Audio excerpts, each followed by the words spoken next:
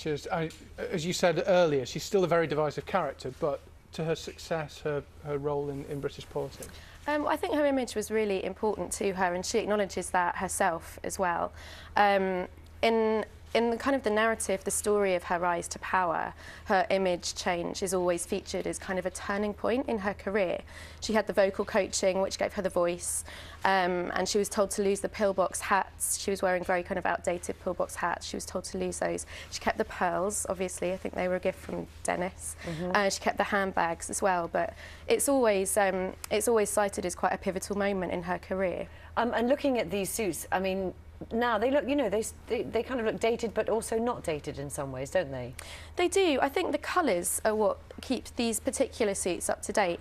It is a good selection, I think, that's going on to auction. They're not the kind of colours you'd necessarily associate with her. No, because we imagine all those different blues, basically. Exactly, yeah. And just tell us about the kind of style that she chose. What do you think it was trying to say? Well, it was, strangely enough, like when you think of power dressing, 80s power dressing, you tend to think of sort of like Joan Collins in Dynasty, enormous shoulder pads, that kind of thing.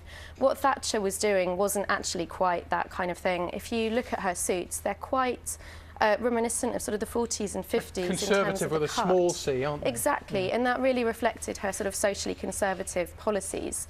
She was very keen, even though she was a powerful woman herself, she didn't actually do that much to advance women's causes. She was very keen to keep the sort of domestic equilibrium, to sort of advocate the nuclear family, and I think that was reflected through her choice of Let's talk about what she did in politicians now, because, you know, one of the difficulties about being a female politician is there is a lot of scrutiny about what you wear and what that says about your politics and all the rest of it.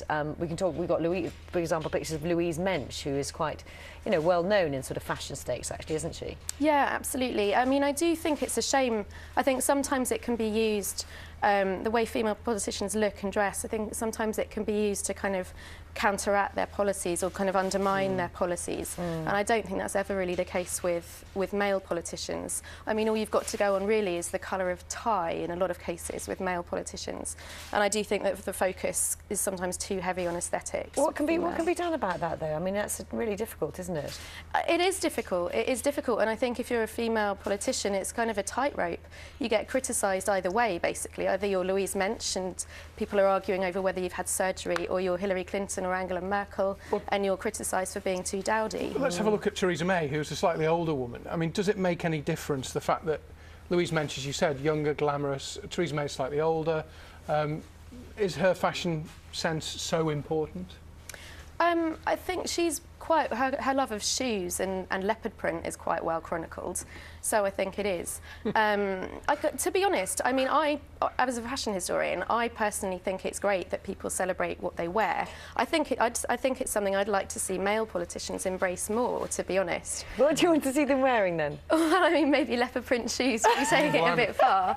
Yeah, but, maybe, you're right. They could sort of stretch their sartorial boundaries a little bit, I think. Yeah, I'm not sure it's going to happen very soon, though, but lovely to meet you. Thanks very much. Thank you. Thanks. Nice one.